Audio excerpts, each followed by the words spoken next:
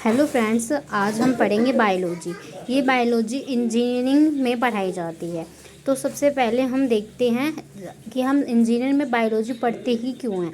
तो ये मेन चीज़ है। तो relation between science and engineering, पहला क्वेश्चन यही आता है कि साइंस और इंजीनियर में क्या डिफरेंस होता है। ठीक है, और ये जो हमें बायोलॉजी इंजीनियर में पढ़ते ही क्यों हैं। ठीक है, तो फर्स्ट ये है कि to know now well about the yourself and environment, मतलब हमें पता होना चाहिए, अपने एनवायरनमेंट के बारे में पता होना चाहिए ताकि हम इंजीनियरिंग के थ्रू उसे और डेवलपमेंट कर सकें। ठीक है, और जो सेकंड है to development the new technology और स्टडी ऑफ बायोलॉजी, बायोलॉजी की स्टडी करके न्यू टेक्नोलॉजी को हम डेवलप कर सकते हैं। इसका एग्जांपल क्या है?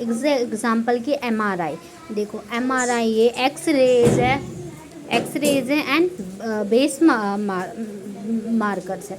मतलब ये कह रहे हैं ये सारी चीज़ें बनी गई है किससे, मतलब किसमें बनी, बायोलॉजी को ध्यान में रखते हुए इंजीनियर वालों ने ये वाले डिवाइसेस को बनाया। अगर हमें बायोलॉजी के बारे में पता ही नहीं होगा है तो हम ये टेक्नोलॉजी को डेवलप कैसे करते।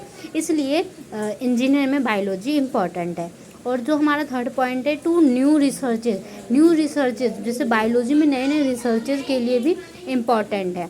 टू नो अबाउट वैक्सीन बनाने के लिए, ड्रग्स बनाने के लिए, ये सारी चीज़ें भी वो होती है, इम्पॉर्टेंट होती है। फिर आता है knowledge disease of and cure, कि किसी चीज़ की डिसीज़ को किस तरीके से क्योर किया जा सकता है, ये सारी चीज़ें। To contain disorder of curves, मतलब डिसऑर्डर ऑफ कर्व को भी हम करने के लिए कर सकते हैं। ठीक है, अब हमारे आते हैं ऑब्जर्वेशन जो 18th सेंचुरी में हमारे ऑब्जर्वेशन हुए थे। ठीक है, जो पहला था वो हमारा थर्मोडायनेमिक था। थर्मोडायनेमिक हमें मेन किस चीज़ के बारे में बताता है, एनर्जी कंजर्वेशन, कि एनर्जी को किस तरीके से कंजर्व किया जाना चाहिए। और आप भी जानते होंगे कि थर्मोडायनेमिक्स का फर्स्ट लॉ क्या कहता है, energy can never be created and nor be destroyed, only transfer one form to another form. और हमारी जो होती है सेकंड है मेजर एक्सपोर्ट सिस्टम में भी होते हैं। तो हमारी आती है major observation of 18th century. तो फर्स्ट जो पॉइंट है वो हमारे जो फर्स्ट ऑब्जर्वेशन है वो हमारा क्या है, फर्स्ट ऑब्जर्वेशन है जो है हमारे, उसमें क्या होते हैं, फर्स्ट जूलियस वॉन मेयर, मतलब ये हमारे साइंटिस्ट थे, मेयर साइंटिस्ट।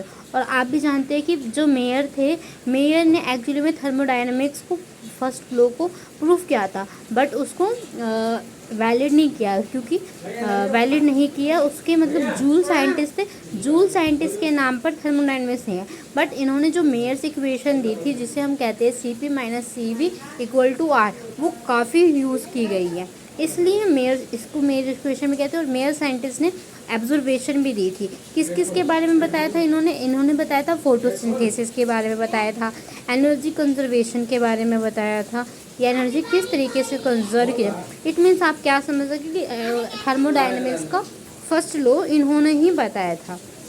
अब इन्होंने क्या किया, the study of photosynthesis and describe to plants take sunlight, इन्होंने ये बताया, फोटोसिंथेसिस के बारे में बताया, जो प्लांट्स होते हैं वो हमारे सनलाइट लेते हैं, वाटर लेते हैं, मिनरल्स लेते हैं फ्रॉम दी सॉइल से ले लेंगे, फिर वो क्या करते हैं, उनका फूड बनाते हैं, किसकी प्रेजेंस में, क्लोरोफिल को भी।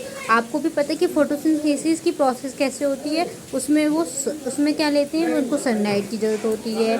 ठीक है, सॉइल से मिनरल वाटर ले लेते हैं, और जो प्लांट्स के अंदर क्लोरोफिल है और क्लोरोफिल के प्रेजेंट में वो फूड बनाते हैं। इसका फॉर्मूला क्या होता है, C6CO2 + 6H2O।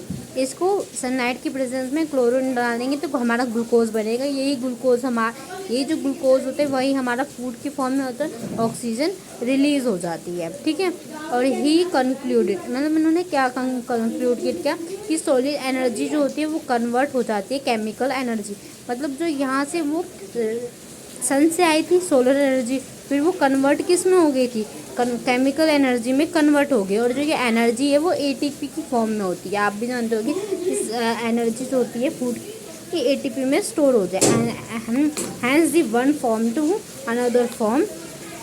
Thank you.